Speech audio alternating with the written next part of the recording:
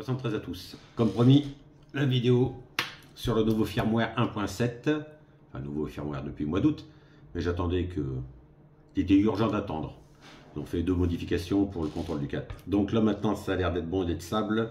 Donc le 1.7 avec l'intégration du WF Server qui vous permettra de prendre le contrôle du TX à partir d'une interface. Donc quand vous aurez fait la mise à jour, vous aurez accès dans le menu système à cette interface en plus. Et comme dans le short, je vous avais fait voir intégration aussi de mon Shuttle Express que j'utilise sous Adreno et que j'aime beaucoup. Allez, c'est parti. Comme d'habitude, je vais vous filmer l'écran, les captures d'écran sur l'ordinateur, vous expliquer les écueils sur lesquels je suis tombé et comment je les ai contournés. Et toujours pareil, on va faire succinct, rapide et le plus clair possible, sans explication trop approfondie. Allez, c'est parti. Nous voilà partis donc sur le réglage du serveur en EA. Donc, System Settings, je vous ai tout remis en anglais, de toute façon j'ai pas eu le choix. À la mise à jour du firmware, ça me tout remis en anglais, tout ce que j'ai traduit. Donc, autant pour moi, excusez-moi, système info. Donc là on voit bien que je suis en 1.7. Je reviens là, nouveau menu qui est apparu ici, WF Server. On clique une fois dessus. Le nom, alors moi ça n'a jamais marché, mettez bien ce que vous voulez. Après, le login et le mot de passe que vous allez mettre. Bon, moi j'ai foutu mon indicatif, le mot de passe je l'ai laissé par défaut 1, 2, 3, et tout ça on ne touche à rien. C'est aussi simple que ça. Vous faites save une fois que vous l'avez fait. Attendez, parce que moi je l'avais déjà lancé. Vous faites save une fois que vous l'avez modifié. Vous faites start. Et là, vous faites exit. Exit. Et regardez en haut là, le petit icône bleu. Donc le serveur est actif. Il est connecté en Bluetooth.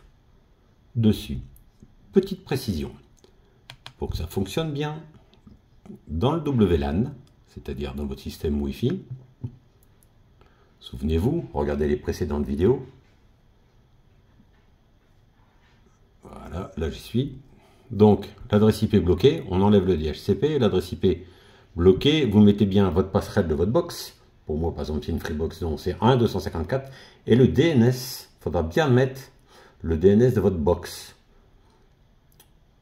Voilà. Alors le DNS de votre box, 99,99% du temps, c'est la même adresse que votre box, c'est la même adresse qu'au-dessus, hein, que le gateway, c'est-à-dire la passerelle. Voilà. Exit. Allez, maintenant on va passer à la configuration sur écran. Du PC, bien sûr. Nous voici donc sur la configuration du logiciel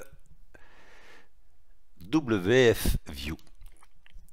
Alors, bon, bien sûr, je suppose que vous l'avez téléchargé sur le site, que vous avez activé WF Server sur le Xiegu, comme je vous ai dit précédemment dans la vidéo. On va dans Settings, Radio Access, ici, Network. Pour ma part, ici, normalement, vous êtes censé mettre le même nom, c'est-à-dire moi sur le mien, c'était Xiegu X6100. Ça n'a jamais marché. Je ne sais pas pourquoi. Alors, j'ai été au pif. Au lieu de mettre le nom de domaine, enfin le nom qui est donné de hostname dessus, j'ai mis carrément l'adresse IP de mon Xiegu, celle qu'on a configurée dans les paramètres Wi-Fi. Et je vais vous faire voir le log. Hop. Ça c'est pratique, ça permet de savoir ce qui plante ou ce qui plante pas. On va faire un disconnect de radio. On va faire un clear, comme ça il n'y aura plus rien. Si je fais X6100 comme conseillé, donc moi j'avais mis 4WFJ, F4, JWS et le mot de passe 1, 2, 3. Si je dis connect to radio, regardez ce qui se passe. Erreur obtaining l'adresse IP pour X6100. Il n'arrive pas à choper la résolution de nom de domaine. Donc bon, c'est peut-être chinois de vous dire ça. Donc il y a plus simple. Hop, moi j'ai mis l'adresse IP directement que j'ai rentré dans le TX. Donc si ça vous arrive, regardez la différence. Paf, ça marche au premier coup. Donc voilà, alors bon, je vais pas faire remonter l'information, je leur ferai remonter l'information sur le support avec les captures d'écran et verra ce que ça donne. Donc ici, vous pouvez choisir l'audio, c'est-à-dire la sortie son, votre casque. Là, par exemple, c'est mon écran. L'entrée micro, ben, c'est l'entrée micro de votre TX, mais vous touchez à rien, normalement, par défaut, ce sera bon. Dans le user interface, ici, vous pouvez personnaliser toutes vos couleurs, entre autres, et modifier le look du waterfall. Enfin, je ne vais pas rentrer dans les détails. Moi, ce que je voulais surtout, c'est vous faire voir comment se connecter.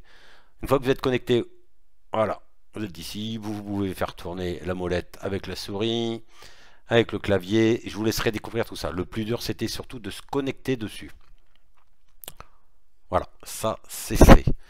Est-ce que je vous explique? Oui, je vous l'explique en même temps. Allez, dans External Control, si comme moi, vous avez un Shuttle Express, vous cochez Enable USB Controller, autoriser les USB contrôleurs, là vous faites un setup et là vous avez le Shuttle Express. Avec le bouton droit de la souris, vous pouvez choisir comment vous allez allouer les différents boutons et les fonctions. Pour ma part, augmenter les bandes, descendre les bandes. Là, changer les modes, AM, FM, USB. Là, lancer la TU, l'autotune. Et là, PTT on et PTT off. Ah oui, alors pour comprendre, quand vous appuyez, mettez bien on. Et quand vous relâchez, que ça fasse off. Parce qu'autrement, il reste appuyé sur on. Si vous faites rien, ça reste en porteuse. Parce qu'il y a deux fonctions faites sur chaque bouton. Voilà, je pense que j'ai tout dit. C'est vraiment plus simple, hein, parce qu'on peut faire plusieurs pages, il y a plusieurs formats qui peuvent être utilisés. Donc là, vous dites juste OK. Et quand vous venez là, moi, quand je tourne ma molette ici, ça me fait tourner. Oui, vous voyez pas là, il faudrait que je filme en même temps. Mais quand je tourne ma molette, en même temps, ça vous fait tourner sur l'écran les fréquences et bouger tout ça. Voilà pour le fonctionnement super simple, rapide. S'il y a des questions, vous n'hésitez pas, j'y réponds toujours en commentaire. Voilà pour la vidéo. Donc, assez simple. WF Server sur le TX, WF Viewer ou View sur l'ordi. La connexion, moi je l'ai faite en Wi-Fi, j'ai pas de lag.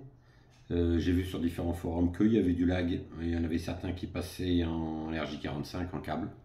Si ça vous arrive chez vous, vous me dites, je ferai les tests à ce moment-là, je le referai peut-être différemment. La vidéo était rapide, il n'y a pas besoin d'en faire plus pour que ça fonctionne.